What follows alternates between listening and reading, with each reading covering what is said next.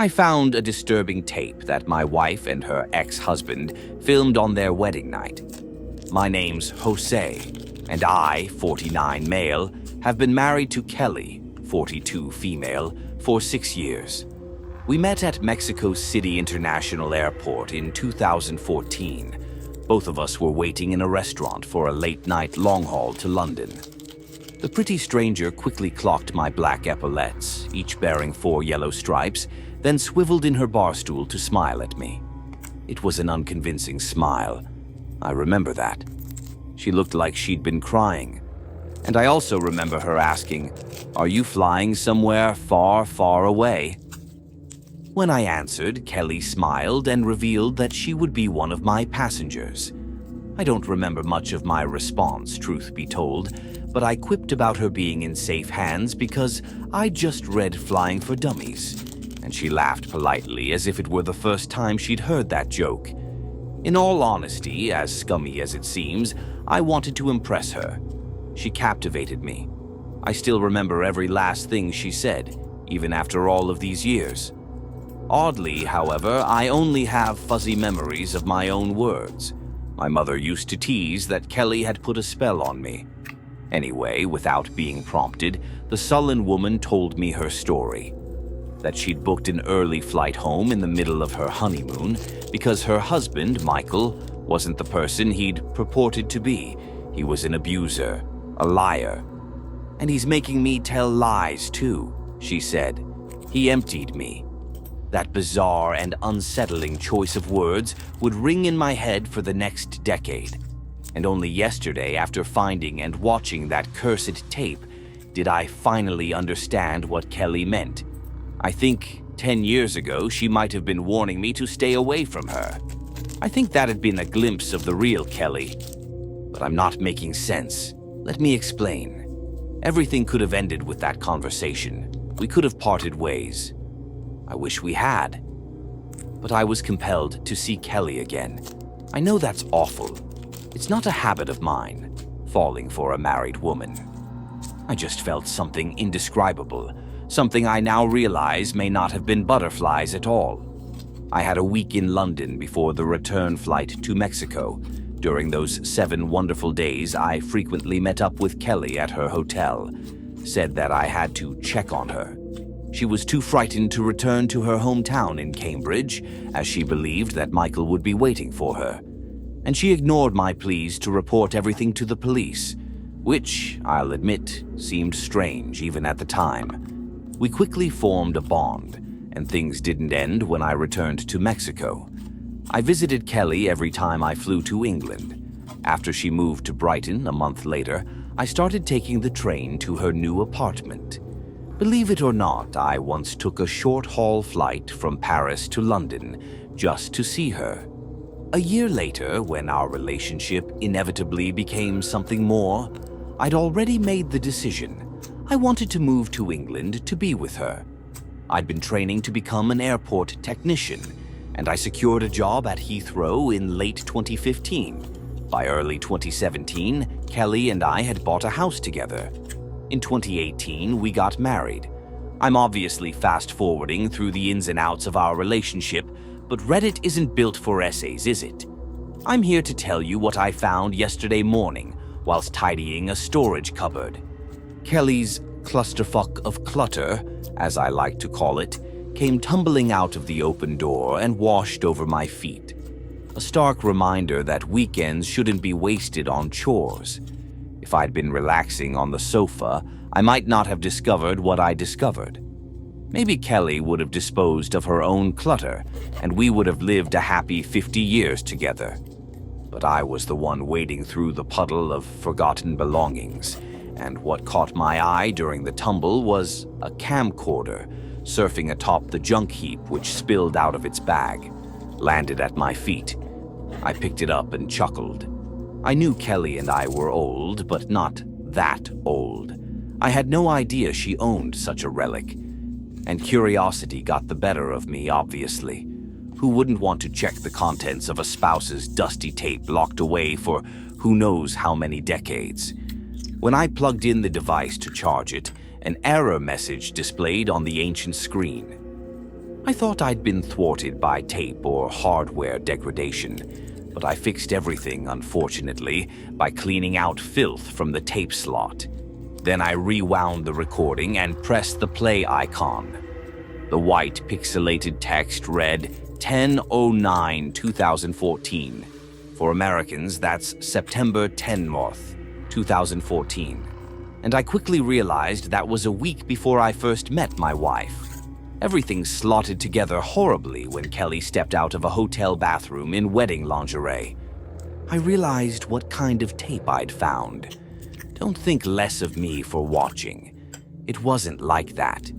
Even degenerates, I assume, don't want to watch the person they love share such intimacy with someone else, let alone an abusive ex-husband. And Michael was abusive. Kelly wasn't lying about that, but she'd only ever told me fragments of the story. So even though I expected a raunchy sex tape, I wasn't watching for that reason. My eyeballs weren't springing from their cartoon sockets. Well, okay, I was watching the video keenly, but fear rendered me wide-eyed. Not lust. I just knew that something was wrong with the hotel room. The only natural thing in the footage was Kelly. And as I watched my wife sprawl across the bedsheets, waiting for her filming husband to join her, I eyed the room's cream-colored walls. I didn't give a rat's rear about the interior design, but something hidden in the paint made me sick. You wouldn't understand unless you'd seen the video for yourself. Then something in my head started to ache sharply, much like a migraine brewing behind my sockets. But it wasn't that. It was a painful urge which prompted each of my squeaking eyes to twist.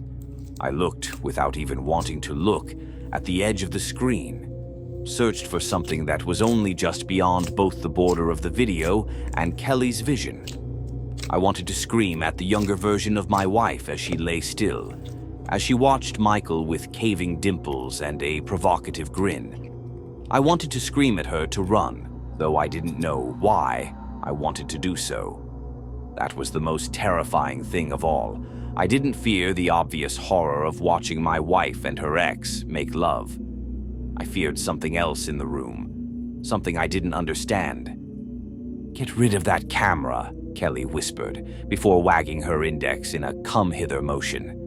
Michael's heavy breathing was not the breathing of a lustful man. It was the labored breathing of something hungry.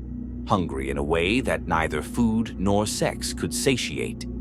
"We need to preserve this moment," Michael said. Kelly rolled her eyes. "Is that right?" In response, the man stopped breathing, and my wife's face changed. Her sultry smile morphed into not a frown, but downturned lips. Lips hanging open in the same horrified expression that I must have been wearing whilst watching the tape.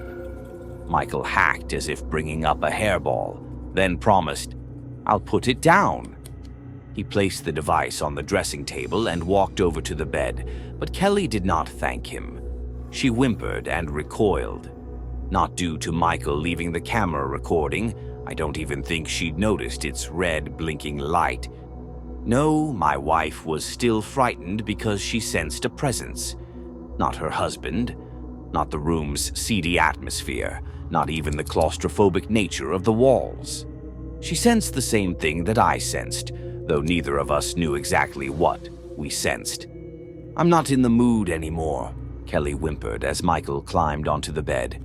He hushed her, stroking the backs of his twitching fingers against her trembling cheek. "Don't be like that, darling. It's time to consummate." Then Michael gasped like a punctured tire and shot his head towards the empty corner of the room. He nodded slowly, but neither I nor the recorded version of Kelly saw what he saw. "If I must," he told the empty air. Then came something I still don't know how to explain. The plaster rippled as something behind the wall pressed against it, tried to get out. Like a hand forming a shadow puppet, something about the shape was illusory. It could have been a man, could have been a monster. Its outline rapidly changed from a tall thing with arms and legs to a misshapen blob of indiscernible segments. After less than a second or two of the wall bulging, its plaster flattened again, and the living shape was gone. Kelly screamed in synchronicity with me, but she hadn't even noticed the anomaly. She was staring unblinkingly into her husband's eyes. "What's wrong with your face, Michael?" she cried. What terrified me was that even when the camera caught his face, I didn't see any supernatural change in Kelly's former husband. Didn't see anything other than a very human man. One with an unkind smile and dead eyes, perhaps, but still a man. However, Kelly saw something I didn't. Still, all of that pales in comparison to what happened next. Michael thrust his hand into Kelly's open mouth, prompting her eyes to open just as widely. Her husband's whole forearm plunged into her jaws, muffling her series of screams. Then my wife wriggled and squirmed as Michael propelled his upper arm down her throat, pushed deeper and deeper until his shoulder met her lips. Another impossibility followed, one that I still don't know how to put into words. Michael pulled his arm out of Kelly's mouth, and when his fingers resurfaced, they were holding something. Not my wife's innards. Not the innards I had expected, at least. There wasn't a speck of blood on the man's hand, but a wet, translucent film. It looked a little like either saliva or lubricant. But again, that wasn't what horrified me. Michael's fingers were clutching the hair of a human head. A head sitting at the top of Kelly's throat, like some wretched birthing canal. My wife's lips opened unimaginably wide, as did mine. I gawped in incomprehensible horror. She gawped simply to make room for that adult head to emerge, then gawped wider to free a set of shoulders and a torso. I uttered an entirely silent scream, believing that if I were to produce even the tiniest sound, something from within that footage would hear me in the future. But a slight whimper escaped once I'd identified the head. It was Kelly. A cloned version of Kelly was climbing out of her lips. Some fleshy Russian doll. That younger version of my wife was birthing an exact replica of herself. And the clone was screaming too, for it didn't ask to be born. The original Kelly's skin started to crinkle, crease, and shrivel into something smaller. The clone undressed, shed her former skin, reduced the original Kelly to a silky dress that dropped onto the duvet. Then the clone, the new Kelly, fell into Michael's arms, and she eyed the empty skin suit beside her. She may have been screaming through those open lips, but a white sound was drowning all other noises. A prickly static that dug into my flesh. That maddening racket was accompanied by a gangly shadow moving across the wall of the hotel room's entryway. A shadow with the vague appearance of a man. But the tape cut out before the stranger came into view. Heart on my tongue, I hurriedly thrust the camera back into the bag and tossed it against the back wall of the cupboard. And mere moments later, there came the sound of my wife's car pulling into the driveway, so I tried to compose myself, tried to forget the hellishness I had just seen on her old wedding tape. I looked out of the window at the driveway, but she wasn't in her car. And when I turned back to the kitchen doorway, I screamed. There Kelly stood, hounding me with blank eyes and tight lips. With a face horribly white, yet no whiter than usual, I realized I was simply seeing her true self. It had only taken me 10 years to open my eyes. "How did you come indoors so quietly?" I tried to ask, though nothing but a series of hoarse whispers sounded. "Jose," Kelly began, before lifting the camera bag she'd inexplicably acquired. "We were meant to be decluttering, darling. Why would you want to hold on to this?" I tried to answer, but I was startled by my wife's sudden step towards me. A solitary step, followed by a gasp and a jolt, much like her ex-husband in the video. Then Kelly looked towards an unoccupied corner of the kitchen and said, "If I must." Upon hearing that echo of Michael's haunting words, I ran, barged past my wife, who seemed either unprepared or unbothered by my escape. I ran out of the house, leapt into my car, and drove away from my life. I've been on the road for more than a day, stealing bursts of sleep in service station car parks. It's currently 2 in the morning, and I was just woken by the sound of white noise, not from a playing videotape, but from the world around me.